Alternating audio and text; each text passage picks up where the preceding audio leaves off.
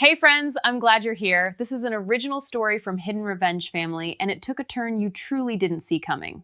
Let's get into it. The VIP lounge at LAX always smells like expensive coffee and quiet money. People there speak softly like the walls charge extra for loud voices. Polished marble floors, leather chairs that probably cost more than my first car. A bartender in a pressed white shirt pouring champagne before noon. My family looked like they belonged there. That was the funny part. My dad Arthur stood near the window holding a glass of whiskey like he owned the airline. My mom Evelyn was telling anyone who would listen that this trip was for her parents' 40th wedding anniversary in Hawaii. My sister Chloe stood in the center of it all like she was hosting the place. And then there was me. I was sitting off to the side with a black duffel bag at my feet and a worn military backpack on my shoulder. The backpack had been with me through 2 deployments and more airports than I could count. It looked exactly like what it was government issue. Chloe hated that bag. She said it made the family look poor. Vance walked in a moment later holding his phone like it was a trophy. My brother-in-law always walked like he was stepping onto a stage. Tall, expensive suit, perfect hair, defense contractor money does that to a man. He stopped next to my father and clapped him on the shoulder. "Flights are confirmed," he said. "First class all the way to Honolulu." My dad smiled like Christmas had come early. "That's my son-in-law." Chloe slid her hand into Vance's arm and looked around the lounge like she was accepting an award. "You're welcome, everyone." No one looked at me. That part wasn't new. For 15 years, my job had been the family joke. I worked for the government, that's how they described it. Like I stamped papers in a gray office somewhere. "Harper does computer stuff for the military," my mom usually said. Then Chloe would laugh, basically tech support and camouflage. They never asked what I actually did, and I never corrected them. Chloe suddenly snapped her fingers. "Oh right, the tickets." She reached into her designer handbag and pulled out a small stack of boarding passes. 4 of them had thick gold edges. "First class," she held them up like playing cards. "Dad," she said, handing him one. "Mom." Another. Vance, obviously. He took it with a smirk. Then Chloe kept the 4th for herself. The 4 of them stood there holding their gold-trimmed tickets like a family portrait. Then she looked at me. Slowly, like she had just remembered there was a 5th person on the trip. "Oh." That single word carried about 10 pounds of sarcasm. She dug back into her purse and pulled out another boarding pass. This one was thin, wrinkled. The paper looked like it had been folded twice. Chloe walked over and dropped it into my hand. Not handed, dropped. "Here you go." I looked down. Seat 34E economy, right near the back of the plane. Chloe leaned closer and lowered her voice just enough for the others to hear. "I know you're used to buses," she said with a half smile. "Seat 34E is right next to the bathroom. Should feel like home." My dad laughed. Actually laughed. My mom covered her mouth like she was trying to hide it, but she wasn't trying very hard. Vance took a sip of champagne. "You're lucky we didn't put you in standby," he added. Chloe crossed her arms and tilted her head. "Government salary, right?" she said. "Even if you save for the rest of your life, you probably couldn't afford a first-class upgrade." She said it casually, like she was commenting on the weather. I looked down at the ticket again. The paper was so thin you could almost see through it. Cheap airline print. Seat 34E, next to the restroom. I didn't say anything. That bothered Chloe more than arguing ever would. She waited. Nothing. So she pushed a little harder. "What's wrong?" she asked. "Cat got your tongue." I slid the ticket into my pocket and stood up. "No," I said calmly. "Seat looks fine." That surprised them. Chloe blinked. "You're serious?" "Yep." My dad shook his head like he couldn't believe my lack of ambition. "You should have tried harder in life, Harper," he said. I picked up my old backpack. I did. That answer went right past him. Vance glanced at his watch. "Boarding soon," he said. Chloe adjusted her sunglasses and waved her gold ticket. "First class boards early," she reminded me. Then she pointed toward the main terminal behind the lounge. "Economy boarding is somewhere out there." I nodded once. "Good to know." I walked out of the VIP lounge without looking back. The regular terminal was louder, crowded, families with backpacks, kids running around, people sitting on the floor charging phones, normal airport life, exactly where Chloe thought I belonged. I walked toward Gate 42, where the Honolulu flight was boarding. Economy passengers were already lining up. I took a spot near the end. A few minutes later, I felt my phone vibrate inside my jacket. Different phone. Government issue. Black, no logo. I stepped out of line and walked toward a quiet corner near a window. The runway stretched out below the glass. Aircraft moving slowly like giant metal chess pieces. I unlocked the phone and typed a short encrypted sequence. Numbers, symbols, authentication code. The screen flashed once. Secure channel opened. I raised the phone to my ear. Control a voice said. I kept my voice low. Eagle 1 boarding commercial flight. A short pause. Then the voice came back. Copy Eagle 1. I looked out at the aircraft that would take us to Hawaii. Begin monitoring transmission traffic, I said. Understood. I ended the call. Then I walked back to the line of economy passengers like nothing had happened. A few minutes later, the boarding announcement started. Now boarding economy passengers for Flight 247 to Honolulu. I stepped forward with everyone else. Behind me through the glass walls of the terminal, I could see Chloe and the others entering through the priority gate. First class, gold tickets, private smiles. They thought they had just shoved me into the worst seat on the plane. They thought seat 34E was the bottom of the food chain. Chloe especially looked proud of herself. She really believed she had won something. What she didn't know was this. The moment that plane left the ground, the entire airspace around it would fall under my authority. And seat 34E, that was exactly where I wanted to be. Before we get any further, I'm curious about something. Have you ever been the most powerful person in the room? And still been treated like you were the least important one there? Tell me in the comments. The boarding line moved slowly, one person at a time. I handed my ticket to the gate agent, stepped down the jet bridge, and walked into the aircraft like any other economy passenger. No one looked twice at me, just another traveler with a backpack and a cheap boarding pass. Seat 34E was exactly where Chloe promised it would be, near the back, one row away from the restroom.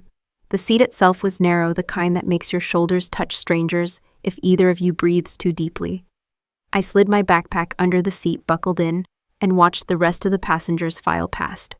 A few minutes later, the first-class passengers came down the aisle to reach their section up front. Chloe walked by first, designer sunglasses still on indoors. She glanced down at me and smirked like she had just assigned seating in a courtroom. "Comfortable back here?" she asked. "Very," I said. She laughed and kept walking. My dad followed behind her, already holding another drink. "Maybe next year you'll get a better seat," he said. Vance was last. He slowed down when he reached my row. "Still doing computer stuff for the government?" he asked. "Something like that." He gave a quiet chuckle. "Must be exciting." Then he continued toward first class. I leaned my head back against the seat and closed my eyes for a second. 15 years. That's how long my family had been telling the same story about me. Harper the quiet one. Harper the one who never made real money. Harper the one who joined the military, but somehow still ended up doing desk work. At every holiday dinner, Chloe repeated the same line. She basically organizes spreadsheets for generals. Everyone laughed. I never corrected them. It made life easier, because the truth was something they wouldn't understand anyway. The plane doors closed. Engines started humming. Passengers settled into their seats. A few rows ahead of me, someone was already arguing with a flight attendant about luggage space. I kept my eyes forward. About 20 minutes into the flight, the seatbelt sign turned off. People immediately started standing up like the aircraft had become a subway train. That's when I saw Vance again. He was walking down the aisle from first class toward the back of the plane, probably looking for the restroom. Except he slowed down when he reached my row. He was holding a paper cup of coffee. Cheap airline coffee, about $2. He stopped beside my seat. "Still awake back here?" he asked. I looked up. "Looks that way." He shrugged. "First class ran out of something," he said casually. "Had to come back here." Then he shifted his weight. The cup tipped. Coffee spilled straight onto my jacket and the front of my shirt. Hot, not burning, but warm enough to soak through the fabric. The cup dropped to the floor. Vance didn't even try to catch it. "Oh," he said flatly.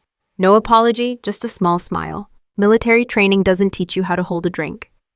A few passengers nearby looked over, waiting for a reaction. I looked down at the coffee spreading across the fabric of my jacket. Then I looked back up at him. "It happens," I said. That answer seemed to disappoint him. He expected anger or embarrassment, something dramatic. Instead, I stayed still, because something else had caught my attention. In his other hand, Vance was holding a laptop. Black, thin, corporate issue. He slid into the empty aisle seat across from me while the restroom stayed occupied. He flipped the laptop open. The screen lit up. He didn't even bother with headphones. A movie started playing quietly, but the movie wasn't what I was looking at. My eyes moved to the corner of the screen, Wi-Fi symbol, connected, aircraft public network. I glanced up at the overhead panel. Sure enough, the plane's commercial Wi-Fi system was active. Passengers were already browsing the internet, streaming videos, sending emails, normal civilian traffic. And sitting right in front of me was a defense contractor with a company laptop connected directly to that network. My expression didn't change, but inside my head everything stopped moving. Defense contractors don't carry clean laptops. Their machines contain documents, internal access keys, system diagrams, sometimes things far worse. And he had just connected that device to an unsecured commercial network in the middle of the Pacific. That wasn't careless. That was a federal security violation, possibly several. Vance leaned back in the seat completely relaxed. "Good movie," he said, gesturing at the screen. I didn't answer. Instead, I watched the laptop. The system boot sequence had finished. Corporate login, company logo, then a desktop. Folders, several of them labeled with contract names. One of them caught my attention. DoD-SYS-A12, Department of Defense System Architecture file, not something you open on airplane Wi-Fi. Vance had no idea what he was doing, or worse. He knew exactly what he was doing and didn't think anyone here could recognize it. He closed the movie window for a second and checked an email. The sender address flashed briefly across the screen. Foreign domain. My eyes stayed on the laptop. The restroom door opened behind him. A passenger stepped out. Vance stood up. "Enjoy, coach," he said before heading into the bathroom. He left the laptop open on the seat. Still connected, still active. I didn't touch it. I didn't need to. Instead, I slowly reached into the inside pocket of my jacket. The same black phone I used earlier rested there. Government issue. Encrypted. No civilian apps. I turned the screen on and typed a single command line. Just one. The phone processed it immediately. The aircraft Wi-Fi network identifier appeared on my screen. Connection traffic began mapping itself automatically. Dozens of passenger devices, phones, tablets, laptops, and one corporate machine broadcasting encrypted packet bursts every few seconds. Vance's laptop. My eyes narrowed slightly. A defense contractor handling classified infrastructure should never connect a work machine to a public airborne network.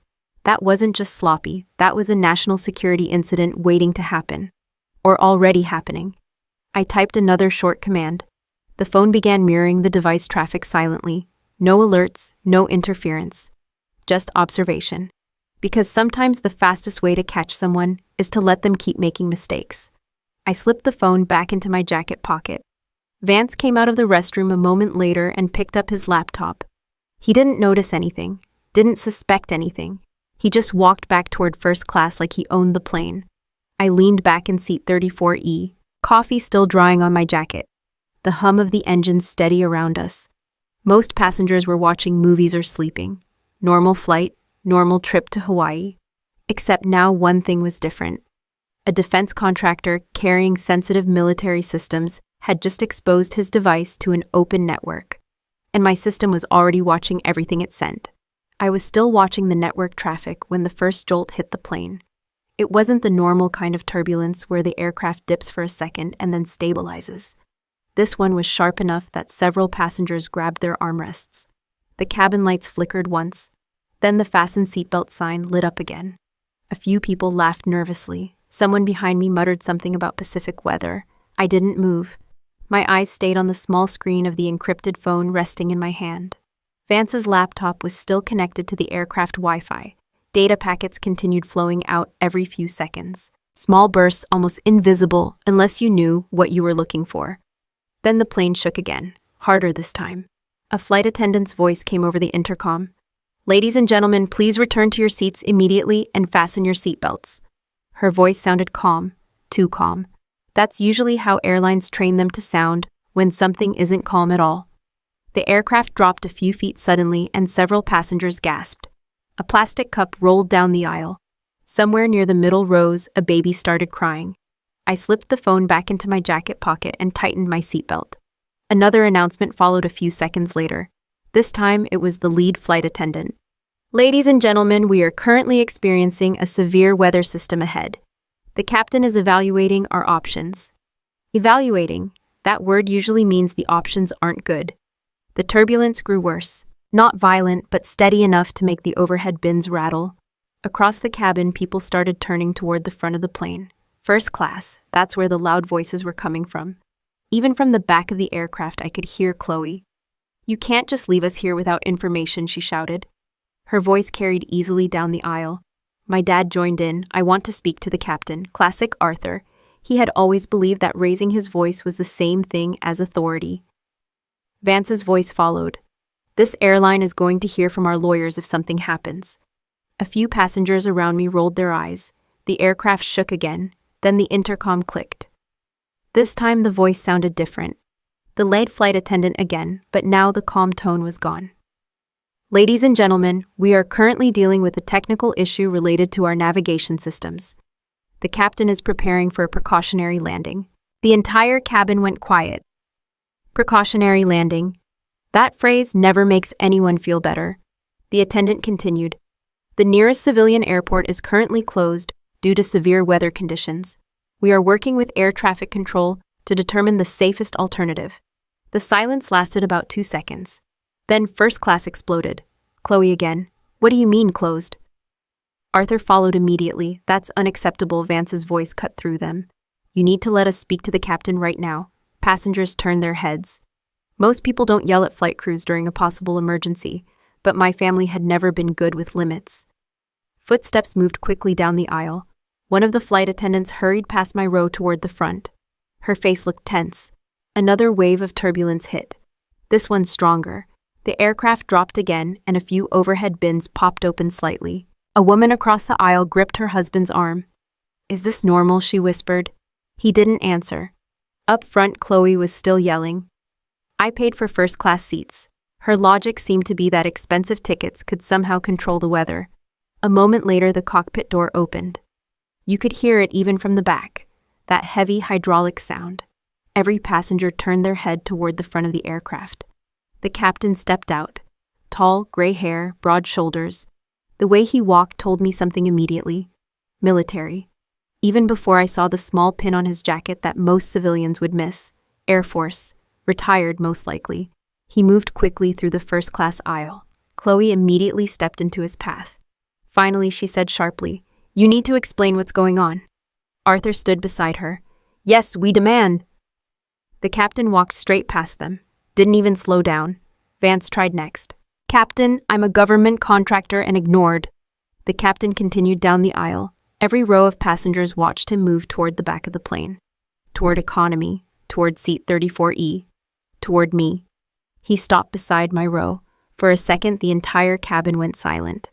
Then something happened that none of the passengers expected. The captain stood up straight. His heels clicked together. Then he raised his hand in a sharp, precise military salute. His voice carried clearly through the quiet cabin. "General, ma'am." Every head turned. Even the flight attendants froze. The captain kept his salute steady. "Air traffic control just informed us that you are aboard this flight." The words moved through the cabin like a wave. People began whispering. "General." He continued speaking. "We are experiencing a navigation systems failure, combined with severe storm conditions across several civilian airports." His tone was calm, professional. "We have one viable landing option." The captain lowered his voice slightly, but it still carried through the rows. "Joint Base Pearl Harbor Hickam." The name alone made several passengers look around in confusion. Military base, not a normal place for commercial aircraft. The captain kept his eyes on me. "However, protocol requires authorization from a senior command officer to divert a civilian aircraft into restricted airspace." He paused, then finished the sentence. "We need your security authorization code to proceed with the emergency landing." For a moment, no one said anything. 200 passengers staring toward the back of the plane, toward seat 34E, toward the woman with coffee stains on her jacket, sitting quietly beside the restroom. I slowly unbuckled my seatbelt and stood up. The captain held his salute. I returned it. Across the aircraft, I heard someone whisper, "Oh my God." Up in first class, Chloe was still standing in the aisle. Her face had lost all color. The smirk she wore back in the VIP lounge was gone. Completely gone. Arthur looked confused. Vance looked like someone had just unplugged his brain. The entire cabin waited. The captain spoke again. "General, ma'am, we are requesting your authorization." I reached into my jacket pocket and pulled out the encrypted phone. The same one I used earlier. The screen lit up as soon as I touched it. Authorization protocol window opened automatically. I entered a short command. Then I looked back at the captain. "You're cleared for emergency diversion," I said calmly. "Transmit code authorization Delta 7. The captain nodded once. "Copy that." He lowered his salute and turned back toward the cockpit. The whispers inside the cabin grew louder. Passengers leaned into the aisle trying to see me, trying to understand what had just happened.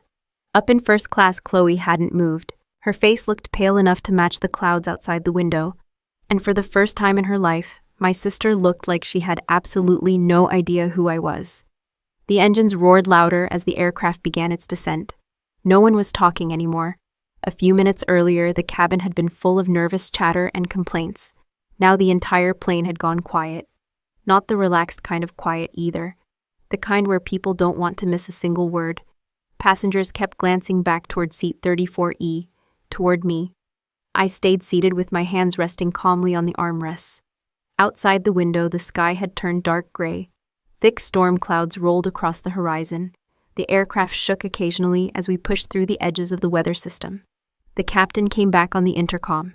His voice sounded steady. "Ladies and gentlemen, we are now descending toward Joint Base Pearl Harbor Hickam. Please remain seated with your seatbelts fastened." A few people exchanged confused looks. Most civilians have never heard that name before, but I had. I'd been there more times than I could count. The plane broke through the clouds and the runway lights appeared below us. Military runways look different from civilian ones. Brighter, longer, surrounded by structures that don't exist at commercial airports. Hangars, radar towers, rows of aircraft that never appear on airline schedules. The landing gear lowered with a heavy mechanical sound. A few seconds later, the wheels hit the runway. The aircraft bounced once, then settled. Reverse thrusters roared. We slowed quickly. The moment the plane left the runway and turned onto a side taxiway, something unusual happened. Instead of heading toward a terminal, the aircraft moved toward a large, isolated section of the airfield.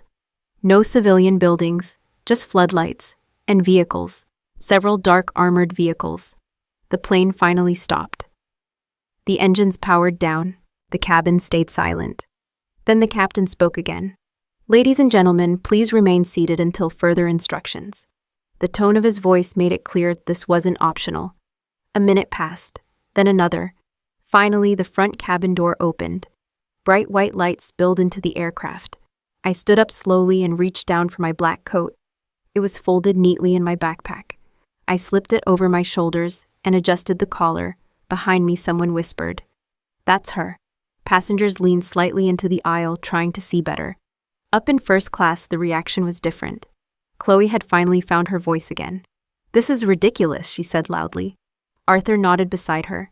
"Yes, they should be letting us off first." Vance leaned over the seat, looking toward the back of the plane. His eyes landed on me again. This time the smug smile was gone. The captain's voice came over the intercom one last time. "Passengers, please remain seated. Military personnel will board shortly." A moment later, heavy footsteps echoed from the front of the aircraft. Boots, not airline shoes, not flight attendants, boots. They moved down the aisle with slow, controlled steps. 2 military police officers appeared in the front cabin, full tactical gear, body armor, helmets. Their uniforms carried the insignia of base security forces. Behind them, more personnel waited outside the aircraft. From my seat, I could see through the open door. 2 complete rows of military police stood on the tarmac outside. Perfect formation, weapons secured across their chests. Passengers began whispering again. "What is happening? Why are there soldiers?" I stepped into the aisle. Immediately, the MPs stopped. Both officers straightened slightly. One of them raised a hand toward the cabin. "Remain seated," he told the passengers calmly. Then his eyes shifted to me. He nodded once. "Ma'am, that was my signal." I started walking toward the front of the aircraft. The cabin watched every step. As I passed the first-class section, Chloe suddenly stood up. "Harper," she said quickly. Her voice sounded very different now. Nervous. Arthur stood beside her. "Wait," he said loudly. Passengers turned again. Arthur puffed his chest out and pointed toward me. "You should let us through," he said to the MPs. "We're family." The officers didn't react. Arthur tried again. "We're the family of the general," he said it proudly, like the title belonged to him. "Move aside," he added. One of the MPs didn't even look at him. His attention stayed on me, but another voice answered from outside the aircraft. A calm voice, cold. A man in a dark uniform stepped onto the aircraft stairs, silver rank on his chest. "Lieutenant Colonel." He walked inside and looked directly at Arthur. "Step back, sir." Arthur frowned. "You don't understand," he said. "We're with her." The lieutenant colonel's expression didn't change. "I understand perfectly." Arthur tried to move forward anyway. The officer lifted one hand slightly. Two MPs immediately shifted position. Not aggressive, just enough to block the aisle completely. The lieutenant colonel spoke again. "Sir, this area is restricted." Arthur's face turned red. "Do you know who she is?" The officer answered without raising his voice. "Yes." He paused for a second, then finished the sentence. "She is the commanding officer of Cyber Command operations currently active in this region." Arthur blinked. The lieutenant colonel pointed toward the seats behind him. "You and the other passengers will remain seated." His eyes moved back to Arthur. "This area is for the Cyber Command commander only." Arthur slowly lowered his hand. For the first time in my life, he looked like he had run out of words. I stepped past them and continued toward the open door. Outside the aircraft, the floodlights illuminated the entire runway. Two long lines of military police stood waiting. Behind them were several high-ranking officers, Army, Air Force, Navy, all gathered beside a row of black vehicles. As soon as I stepped onto the stairs, every officer on the tarmac straightened. Several of them lowered their heads respectfully. One of the generals walked forward, holding a thick sealed folder. He handed it to me without a word. "Immediate briefing, ma'am," he said quietly. I opened the folder and skimmed the first page. Exactly what I expected. Behind me inside the aircraft, hundreds of passengers were still watching. Through one of the small windows near the front row, I could see Chloe, her face pressed slightly against the glass, her hands shaking. For 15 years, she had told everyone that I was the failure in the family, the quiet sister with the boring government job. Now she was watching that same failure standing on a military runway, while multiple generals waited for instructions. I closed the folder and handed it back. "We'll discuss this inside," I said. "Yes, ma'am." Behind me, the aircraft door slowly closed again. And through that tiny window, I could still see Chloe staring down at the runway, finally realizing that the sister she had been mocking her entire life was the one person on that plane everyone else was waiting for. The door of the aircraft closed behind me, but the engine stayed silent on the runway. From outside, I could still see movement through the windows. Military transport buses had pulled up next to the plane. Security teams were already guiding the passengers down the stairs in small groups. Civilian flights aren't supposed to land on active military bases. When they do, everything becomes controlled very quickly. Passengers were escorted to a temporary waiting area near one of the hangars.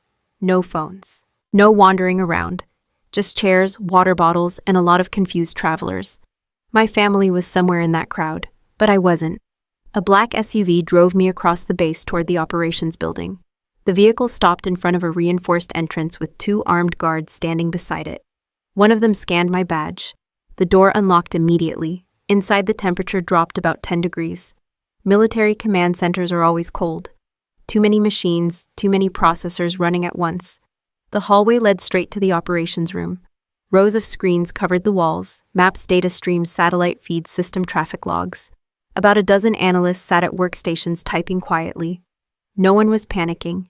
No one was talking loudly, just the steady sound of keyboards and processors. That's how real cyber investigations work. Not dramatic, just numbers and patience. The moment I stepped inside, one of the officers stood up. Captain Morales. She had been running network surveillance for the Pacific sector all morning. "General," she said. I nodded once. "Report." She tapped her tablet and brought a screen up on the wall. "Your signal from the aircraft activated our passive monitoring system," she said. "We detected a device transmitting encrypted packet bursts through the aircraft's commercial Wi-Fi network." "Vance's laptop," I said. "Yes, ma'am." She zoomed in on a data timeline. "We initiated silent mirroring the moment your authorization code came through. That meant every packet from that laptop had been copied and stored without the user knowing. Exactly what I expected. Morales looked back at me. There's more. Another analyst turned his monitor toward us. Lines of code filled the screen, traffic logs, connection timestamps, external addresses. The system triggered an automatic data capture, he said. Your protocol flagged the device as a potential classified system. That part made sense. Any machine connected to defense networks leaves fingerprints, even if someone tries to hide them. He pulled up another window. Files began appearing on the main screen. Contracts, design diagrams, security architecture documents. My eyes scanned the folder names quickly. Then one number stood out. Contract value $120 million US. The same number Vance had bragged about in the VIP lounge earlier that day. Morales crossed her arms. He wasn't exaggerating, she said. The analyst kept scrolling. That's not the interesting part. He opened a different folder. The room grew quieter. Financial ledgers appeared on the screen. Wire transfers, offshore accounts, transaction routes through multiple shell corporations. Classic laundering structure. My voice stayed calm. Source. The analyst highlighted a line. External partner company. The company name appeared on the screen. It was unfamiliar, but the registration location wasn't. Cayman Islands. Morales frowned. That's not unusual for contractors, she said. Tax shelters. I shook my head. Look deeper. The analyst ran another query. The system pulled up internal documents linked to the company, email records, encrypted attachments. One of the attachments opened automatically. System vulnerability maps, defense network architecture diagrams. The room went silent. Those diagrams weren't normal business material. They were security weaknesses. Points of entry, every flaw inside a defense system mapped and labeled. Morales leaned forward. Those are breach pathways. Exactly. Someone had mapped the vulnerabilities in a Department of Defense network system, and someone was selling them. The analyst scrolled further. Another document opened. Payment confirmations. Several large transfers had already been made. The numbers kept increasing. 10 million, 20 million, 30. The final scheduled transfer matched the contract value. $120 million. But the payment description made everything clear. Advance compensation for system exposure. Vance wasn't just winning a defense contract. He was selling the weaknesses inside that contract before the system was even deployed. My hand stayed still on the table. Inside the room, the only sound was the soft tapping of keyboards. Morales spoke quietly. That's espionage. Yes. Foreign buyer. The analyst checked the domain roots again. Indirect, he said. Corporate front. Which meant the real buyer was hiding behind several layers. Standard intelligence tactic. He opened the corporate registration file. The name of the company director appeared at the top of the document. For a second, I didn't react. Then I looked closer. The name wasn't foreign. It wasn't anonymous. It was familiar. Very familiar. Morales saw my expression. What is it? I stepped closer to the screen. The document showed the full registration details. Company director, primary shareholder, financial authority signature. The name on the file read Chloe Bennett, my sister. The room stayed silent. No one said anything. Morales slowly looked back at me. Yes. She didn't finish the sentence. She didn't need to. For 15 years, Chloe had told everyone that I was the family disappointment. The quiet one, the boring government employee, the sister who never made real money. Now her name was sitting at the top of an international laundering operation tied to defense system vulnerabilities. Vance might have been the engineer, but Chloe was the financial brain. She wasn't just married to the man committing espionage. She was running the company, moving the money. I stared at the screen for a few seconds longer. Every document confirmed it. Wire authorizations, corporate control signatures, board approval stamps, all signed by Chloe. My sister hadn't just married a corrupt contractor. She had helped build the operation. Morales finally spoke again. What are your orders, General?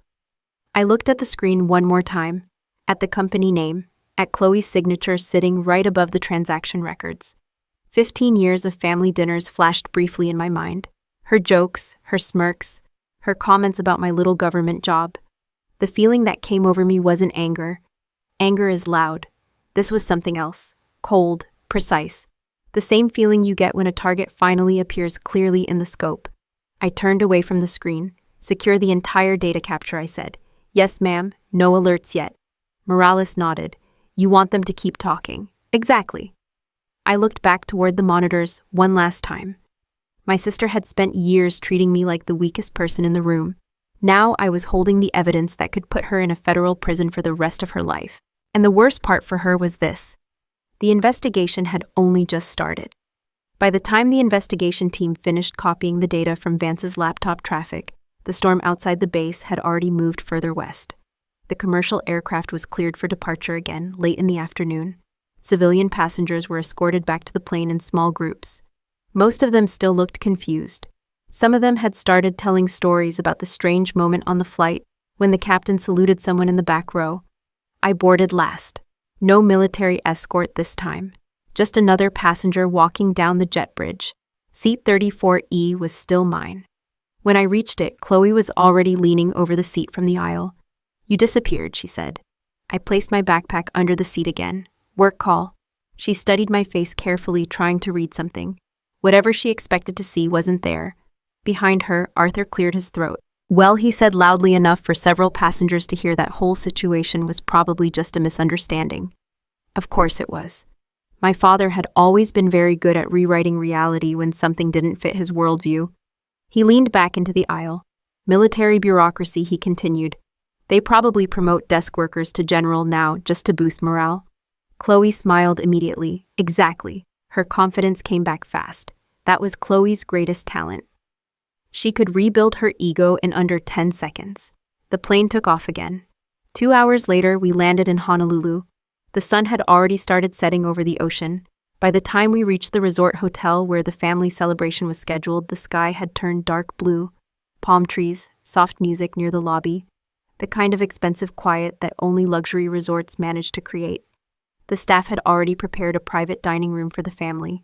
When I walked in, everyone else was already seated. Chloe was at the center of the table again. Like the afternoon at the airport had never happened. She lifted her glass. Well, she said brightly, cheers to surviving the most dramatic flight in airline history. Arthur laughed. Yes. Next time, maybe we choose an airline without military detours. Vance smiled, but his smile looked tighter than usual. My mother, Evelyn, leaned toward Chloe. I still don't understand why they made such a big deal out of it. Chloe waved her hand. Military theatrics. Her eyes moved briefly toward me. You know how those organizations are. I took a seat quietly. Menus were already waiting at every place setting. The waiter arrived a moment later. White gloves, perfect posture. Good evening, he said politely. Our chef has prepared several special options tonight. Chloe didn't even open the menu. We'll take the premium seafood platter, she said immediately. And the Wagyu tasting course. The waiter nodded. Very good. She leaned back in her chair. For the whole table. Arthur whistled softly. That's the expensive one. Chloe smiled proudly. We're celebrating. She glanced toward me again. The same look she had used in the VIP lounge. The look that said she believed she was still in charge of the room. Dinner arrived about 30 minutes later. Lobster, Wagyu beef, imported wine. The table quickly filled with plates. For a while, everyone talked about the anniversary party scheduled for the next day. No one mentioned the military base again. They treated the entire situation like an awkward airport delay. Exactly the way I expected them to. People who live inside illusions protect those illusions very carefully. Eventually, the waiter returned with the bill folder. He placed it beside Chloe. She didn't even look at it. Instead, she picked it up and slid it across the table, directly toward me. The folder stopped in front of my plate. I didn't open it yet. Chloe rested her chin on her hand and smiled. Well, she said casually, since you're a general now, Arthur chuckled. Yes, the government must pay pretty well. Chloe nodded toward the folder. You can cover dinner. She leaned forward slightly. Consider it an apology for delaying our flight earlier. The table grew quiet. My mother watched me carefully. Vance took another sip of wine. Arthur looked amused. The waiter stood beside the table waiting politely. I opened the folder. $3,000. Lobster and Wagyu tend to do that. I closed the folder again and reached into my jacket pocket. The card I placed on the table didn't look like a normal credit card. It was thicker. Matte black. Solid titanium. No numbers printed on the surface. Only a small government emblem engraved in the corner. The waiter saw it and immediately straightened. Then he bowed slightly. Of course, ma'am. He took the card carefully with both hands. Arthur blinked. What kind of card is that? I poured a little wine into my glass. Government travel authorization. The waiter returned a minute later. Card approved, receipt signed, dinner finished. Chloe looked irritated. Her attempt to embarrass me had clearly failed, so she changed tactics. Well, she said at least your job finally paid for something useful. I took a small sip of wine. Then I looked across the table at Vance. He was halfway through cutting another piece of steak. I spoke casually, almost like I was mentioning the weather. You know something interesting happened today? Vance paused. What's that? The Department of Defense opened a full audit this afternoon. He froze slightly. What kind of audit? I took another sip of wine. Contract oversight, Arthur laughed. That sounds boring. I kept looking at Vance. Specifically, subcontractor financial transactions. The knife in his hand stopped moving. Chloe glanced between us. What does that have to do with anything? I set the glass down slowly. They're focusing on offshore payment routes. Vance's fork slipped slightly against the plate. Offshore, yes. I leaned back in my chair. Places like the Cayman Islands. For a moment, no one spoke. Then the fork fell out of Vance's hand. It hit the plate with a sharp metallic sound. Clink. Every person at the table looked at him. His face had gone pale. Completely pale. Chloe noticed it immediately. Vance. He didn't answer. I watched him quietly from across the table. And for the first time that evening, my brother-in-law looked like a man who had just realized someone else was already several moves ahead of him. Vance didn't finish his steak. He kept staring at the plate like it had suddenly become very complicated. Chloe noticed it too, but she tried to keep smiling like nothing was wrong. Are you okay? She asked him quietly. Fine, he said quickly. Too quickly. Arthur was already pouring himself another glass of wine. Government audits happen all the time, he said with a dismissive wave. Nothing to worry about. Chloe nodded immediately. Exactly. She looked at me again. That's just paperwork. I didn't argue. I simply finished my drink. The conversation moved on after that, but the tone of the table had changed. Chloe kept talking loudly about the anniversary party scheduled for the next day. Arthur laughed at his own jokes. My mother tried to keep the mood light, but Vance stayed quiet. Every few minutes his eyes moved toward me, trying to measure something, trying to figure out how much I knew. Dinner ended a little after 10. The family had rented a large oceanfront villa on the resort property for the weekend. 5 bedrooms, private pool, wide glass windows, facing the water. Expensive. Chloe loved places like that. When we walked inside, she immediately started directing everyone around like she owned the building. Mom and Dad, your room is upstairs. Vance, bring the bags in. Then she glanced at me. You can take the room near the back patio. She said it the same way she had handed me the economy ticket earlier that day. I nodded. That works. Inside the villa, the air smelled like ocean salt and polished wood. Everyone moved around unpacking bags and settling into their rooms. I set my backpack on the living room table and pulled out a thin, black tablet. Military issue, encrypted, secure system access. The kind of device that never appears in civilian stores. I turned the screen on briefly. Authentication window, access portal. Then I set it down on the coffee table, unlocked. At least it looked that way. I didn't say anything, just left it there. Then I stretched my shoulders slightly. I'm going for a walk, I said. No one paid much attention. Chloe was already talking again. Arthur had found the minibar. Vance was standing near the window staring out toward the ocean. I stepped outside onto the patio and walked down the small path leading toward the beach. The night air was warm. The ocean was calm. Palm trees moved slightly in the breeze. I kept walking slowly along the shoreline. Meanwhile, inside the villa, exactly what I expected started happening. Fear does strange things to people, especially when they believe they might have been caught. Back in the living room, Chloe eventually noticed the tablet sitting alone on the table. She looked around. Where's Harper? My mother shrugged. She said she went for a walk. Chloe stared at the device. Vance noticed it too. What is that? He asked quietly. Chloe walked closer. It's hers. Is it locked? She tapped the screen. The display woke up immediately. Authentication interface. But no password prompt yet.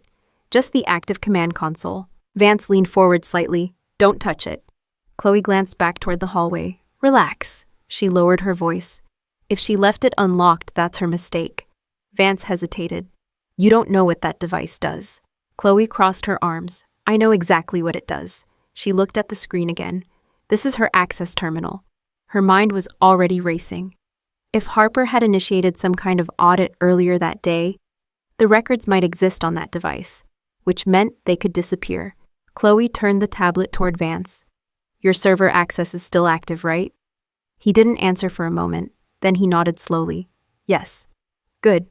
Chloe sat down on the couch and pulled the tablet closer. Bring your laptop.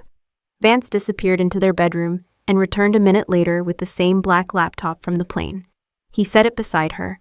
What exactly are you doing? He asked. Cleaning up. Chloe connected the tablet to the villa's private network. Then she opened a secure network bridge on Vance's machine. To anyone watching, it would look like she knew exactly what she was doing. In reality, she was improvising. But sometimes confidence is enough to convince people you're right. A few lines of command text appeared on the tablet. Remote access authorization. Chloe smiled. See, Vance leaned closer. Can you access the audit records? That's the idea.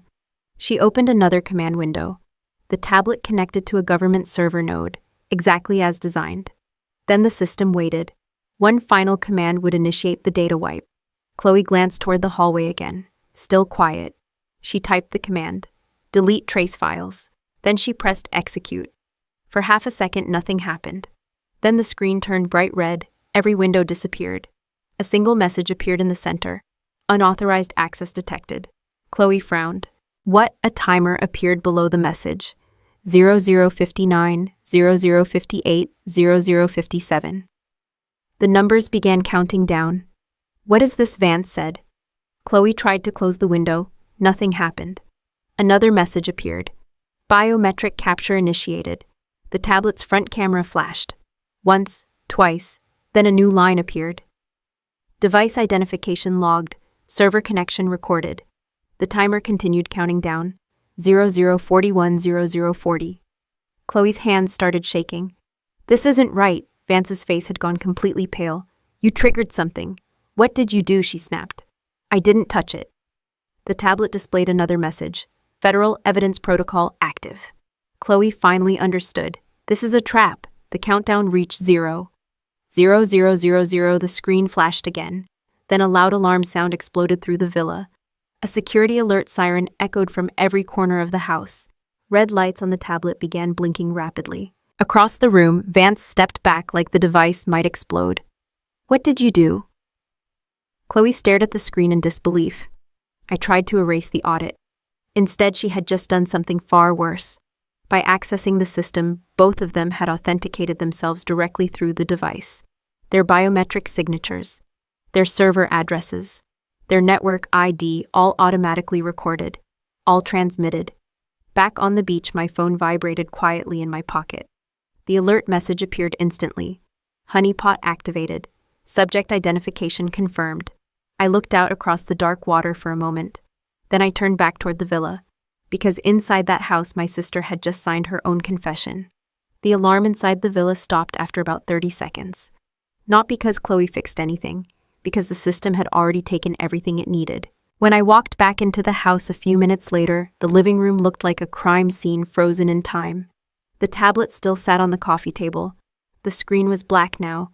Chloe was standing beside the couch with her arms crossed tightly. Vance stood a few feet away near the window, staring at the device like it might start screaming again. Neither of them spoke when I entered. I picked up the tablet and slid it back into my bag. Something wrong? I asked. Chloe forced a small laugh. No, her voice sounded thin. Just some weird tech glitch. I nodded slowly. Those happen. Then I walked past them toward my room. Behind me, I could feel both of them watching every step. They didn't sleep much that night. I knew because the security logs on my phone showed repeated attempts to reconnect to several different servers from Vance's laptop. Desperate, scattered activity. Too late. Every move they made now is being recorded. Morning came quickly. The resort staff had spent weeks preparing the anniversary celebration for my grandparents. The event was scheduled in the main ballroom overlooking the ocean. By noon, the room was full. Family, friends, business associates, old neighbors. Dozens of people dressed in suits and evening gowns. Large round tables filled the hall. White tablecloths, silver centerpieces, champagne glasses. A small stage stood near the front with a microphone ready for speeches. From the outside, everything looked like a normal family celebration. Inside my family's table, the atmosphere felt very different. Chloe had spent nearly an hour getting ready that morning. Hair perfect, makeup flawless, a white designer dress that probably cost more than most people's rent. If someone didn't know better, they would think she was hosting the event. Vance sat beside her looking exhausted. Arthur had already started drinking champagne. My mother, Evelyn, kept adjusting the flowers on the table like they were responsible for the tension. I stood near the back of the room beside one of the tall windows, a glass of water in my hand. No one was paying attention to me. That was fine. On the other side of the ballroom, the master of ceremonies finished introducing the anniversary couple. Applause filled the room. Then Chloe stood up. Of course she did. She walked gracefully toward the stage, holding a glass of champagne. Arthur clapped loudly. "That's my daughter," he told the guests at our table. Chloe reached the microphone and smiled warmly at the crowd. "My grandparents have always taught us something very important," she began. Her voice carried clearly across the ballroom, the importance of family. Several guests nodded politely. Chloe raised her glass slightly. "And loyalty." I took a small sip of water. Chloe continued speaking. "Our family has always believed that success means nothing if you don't share it with the people you love." Her eyes briefly moved across the room. For a moment, they landed on me. Then she looked away quickly. "I'm proud to say that our family has built something truly special together." Right on cue. The large oak doors at the back of the ballroom slammed open. The sound echoed through the entire hall. Every head turned. 4 men walked inside, dark suits, body armor under their jackets. 2 more followed behind them, then 2 more. 8 federal agents moving in a tight formation across the ballroom floor. Their badges flashed under the lights. FBI, NCIS. Guests began whispering immediately. "What's happening? Is this security?" Chloe stopped speaking mid-sentence. The microphone picked up the silence. Arthur stood up from his chair. "What is this?" he demanded loudly. The agents didn't even look at the stage. They walked directly toward our table, toward Chloe, toward Vance. The lead agent stopped beside them. Tall man, gray suit, calm expression. Arthur stepped in front of him. "You can't interrupt a private event like this." The agent calmly reached into his jacket and pulled out a pair of handcuffs. Arthur's face turned red. "What the hell do you think you're doing?" The agent finally spoke. "We have federal arrest warrants." Chloe's glass slipped slightly in her hand. "For who?" Arthur demanded. The agent looked directly at Vance Carter, then he turned slightly. "And Chloe Bennett." The ballroom exploded with whispers. Arthur slammed his hand on the table. "This is insane!" His voice rose into a shout. "Do you know who we are?" The agent didn't react. He simply stepped forward. 2 other agents moved behind Chloe and Vance. Arthur pointed toward them angrily. "My daughter would never," the lead agent cut him off. "Oh, we know exactly who your daughter is." Arthur froze. The agent's voice stayed calm. "But it's clear you don't." He nodded once to the agents beside him. "Take them." Vance stood up so quickly his chair fell over. "Wait," he said. "Too late." An agent grabbed his wrists and pulled them behind his back. The metal cuffs snapped shut. Click. The sound carried through the entire room. Chloe stepped back from the microphone. "You can't do this," she said, her voice shaking. An agent took her arm. "You are under arrest for conspiracy, financial fraud, and violations of federal espionage statutes." Her champagne glass slipped from her hand. It shattered on the floor. Guests gasped. Arthur tried to push past the agents. "Let go of her."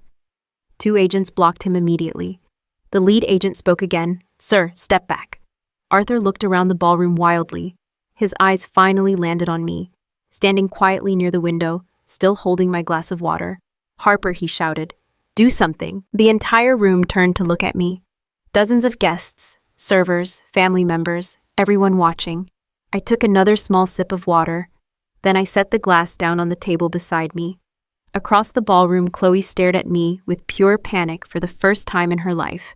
Because deep down, she finally understood something. The agents hadn't come here by accident. They had come because someone had called them. And in that entire room, there was only one person who could have done that. For a few seconds after the handcuffs clicked shut, no one in the ballroom moved. The sound of metal locking around Vance's wrists had traveled across the entire room. Conversations stopped. Glasses froze halfway to people's mouths. The agents didn't raise their voices. They didn't rush. They simply did their jobs. Two agents secured Vance's arms behind his back, while another guided Chloe down from the small stage. Her heels slipped slightly on the marble floor. Just an hour earlier, she had walked across that same floor like she owned the room. Now, she couldn't even keep her balance. "Careful," one of the agents said flatly. "Not concern. Procedure."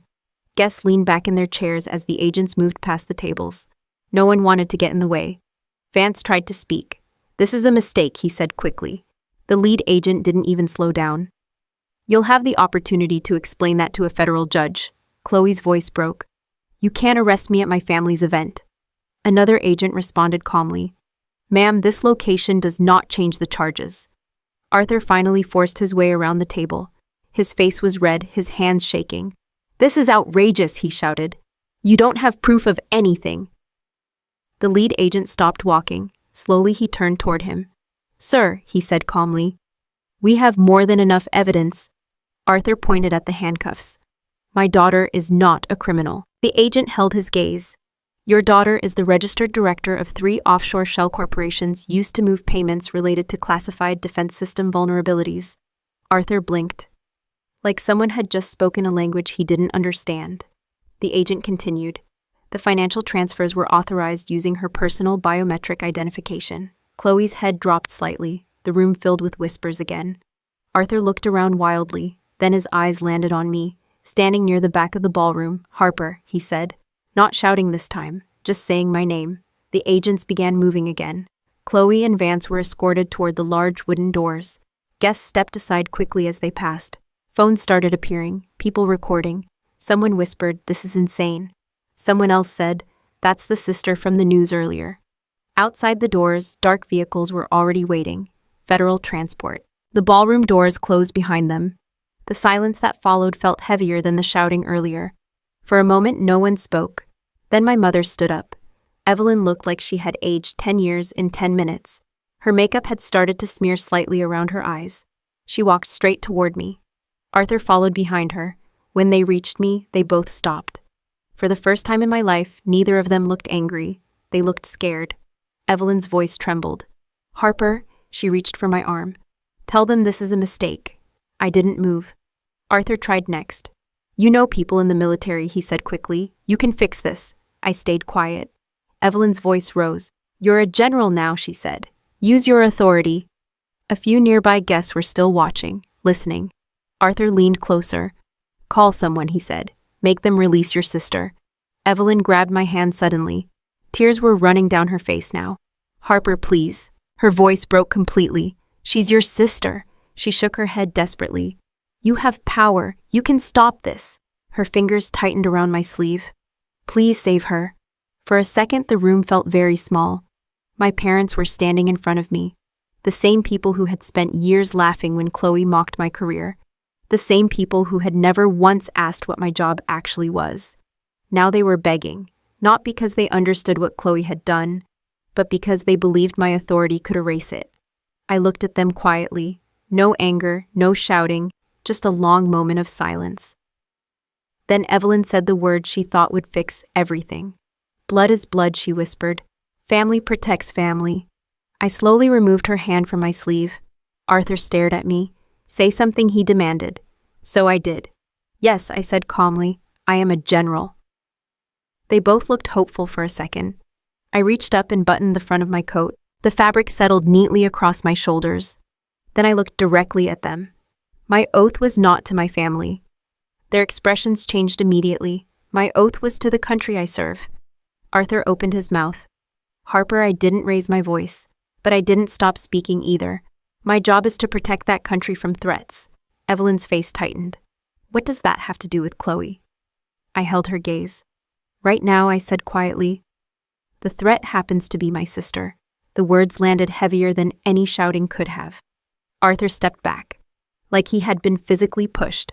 Evelyn's eyes filled with fresh tears. "You're abandoning her," she said. "No," I replied. "I'm doing my job." Neither of them spoke again. Outside the ballroom doors, a black armored SUV was waiting. One of the federal agents stood beside it. He opened the door when he saw me approaching.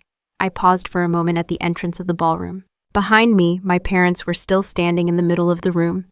Guests had started whispering again, but none of that mattered anymore. Some families break slowly, others break all at once. Mine had just finished doing it in front of 50 witnesses. I stepped outside. The night air felt cooler than before. The agent nodded. Vehicles ready, General. I climbed into the SUV. The door closed with a heavy sound. Through the tinted window, I could see the ballroom lights glowing behind me. Then the driver started the engine. And for the first time in 15 years, I left my family exactly where they had always left me, behind. Before you go, I want to ask you something. If you were in my position, would you have done the same thing? Would you protect the law, even if it meant turning your back on your own family? Tell me what you think in the comments, and don't forget to subscribe if you want more stories about justice, loyalty, and the hard choices people have to make. The SUV drove for a while before anyone spoke. The driver kept his eyes on the road. The city lights of Honolulu passed quietly outside the window. Palm trees, hotels, empty sidewalks. For the first time that entire day, everything was quiet. No shouting, no accusations, no smug smiles from Chloe, just the low hum of the engine. I leaned back in the seat and looked out at the dark ocean for a moment. People imagine that moments like that feel like victory. They imagine fireworks, relief, maybe even satisfaction. But that's not what it felt like. What I felt was something much simpler. Clarity. Because when the noise finally stops, you start seeing things for what they really were the whole time. For 15 years, my family believed a very simple story about me. Harper was the quiet one. Harper was the one who never chased money. Harper was the one who wasted her life working for the government. They told that story so many times that eventually it became the truth inside their heads. And the strange thing about stories like that is this. If people repeat them long enough, they stop asking questions. No one ever asked what I actually did in the military. No one ever asked why someone like me kept getting promoted. They didn't want answers. They wanted a version of me that made them feel better about themselves. And for a long time, I let them keep that version. Not because I was afraid, but because silence is sometimes the most useful tool you have. When someone believes you are harmless, they stop being careful around you. When someone believes you are weak, they start showing you who they really are. That's exactly what happened with Chloe. For years, she treated life like a competition. Money, cars, houses, vacations. Everything had to prove that she had won. And I think the reason she targeted me so often was simple. I didn't play the same game. That made her uncomfortable. Some people measure their success by what they build. Other people measure it by who they can stand above. Chloe belonged to the second group, and people like that need someone beneath them. I just happened to be the easiest target. The quiet sister, the one who didn't argue, the one who didn't defend herself. At least that's what she thought. The truth is, quiet people notice everything. We listen longer, we observe more, we remember details others ignore. When Vance opened that laptop on the plane, most passengers saw someone watching a movie. I saw a defense contractor connecting sensitive infrastructure data to an unsecured network. That moment told me everything I needed to know. And here's something most people don't realize. Big mistakes rarely happen suddenly. They happen after years of small decisions, small shortcuts, small lies, small justifications. By the time someone commits a crime big enough to destroy their life, they've usually spent years convincing themselves they deserve it. I'm sure Chloe believed that. She probably told herself the same story many people tell when money starts flowing too easily. Everyone does it. No one gets hurt. It's just business. But the truth is simpler than that. Integrity is not complicated. You either have it or you slowly trade it away, piece by piece, until one day there's nothing left. That's what I saw in those financial records. Not just a crime, a pattern. Vance designed the system. Chloe built the money pipeline. Together, they convinced themselves they were smarter than everyone else. Smarter than the government. Smarter than the law. Smarter than the quiet sister sitting in seat 34E. The irony would almost be funny if the consequences weren't so serious. Because the same arrogance that helped them make money was the thing that exposed them. Arrogant people take risks. Careful people don't. That's why the moment Vance connected his laptop to that airplane network, the entire operation started collapsing. And the strange part is this. None of it required revenge. I didn't trap them out of anger. I didn't call the agents because I wanted to embarrass them. I did it because that's the job. When you wear a uniform long enough, you stop thinking about situations in personal terms. You think in terms of responsibility, protection, duty. The oath I took years ago was simple. Protect the country from threats, foreign or domestic. And the law doesn't include an exception for family members. That's the part people struggle with the most. Because we grow up hearing that family should always come first. Family above everything. Family protects family. But life isn't always that simple. Sometimes protecting the world outside your family means confronting the people inside it. That's not a comfortable truth. But it's still the truth. The SUV slowed as we approached a checkpoint near the base entrance. The guard waved us through without stopping. I watched the gate close behind us in the side mirror, and I realized something else in that moment. For years, my family believed that power looked like money, or attention, or the loudest voice in the room. But real power rarely looks like that. Real power is quiet. It sits in the back of the plane. It listens more than it speaks. And when the moment finally arrives, it doesn't need to shout.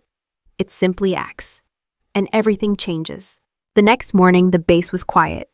Military bases always feel different early in the day. The air is cooler, the roads are mostly empty, and everything runs on routine. No chaos, no drama. I was standing outside near the parking area, watching the sun rise over the water when my phone buzzed.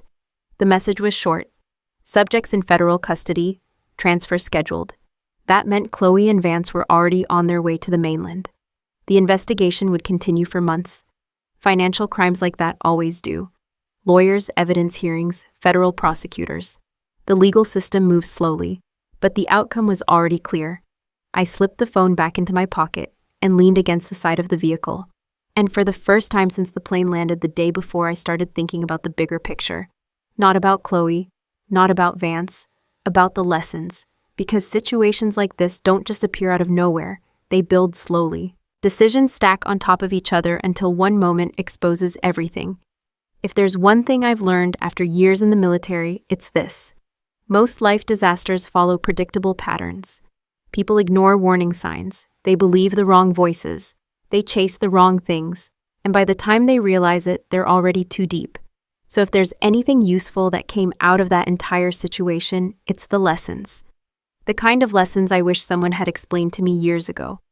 The first one is simple. Never let someone else define your value. For years, my family treated my career like it was something small, not impressive, not successful. And the truth is, when you hear something like that often enough, a part of you starts wondering if it might be true. That happens to a lot of people.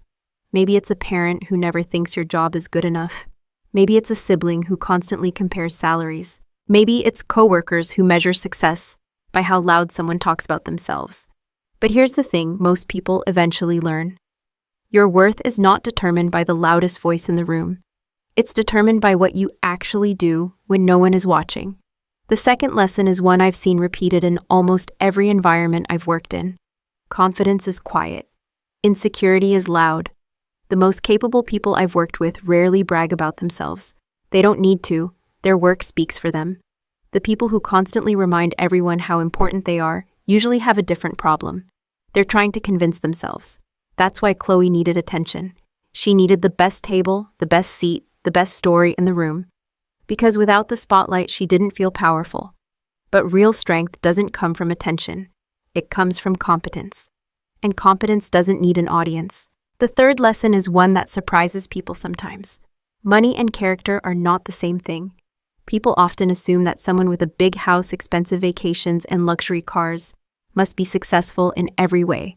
But money only measures one thing, money. It doesn't measure integrity.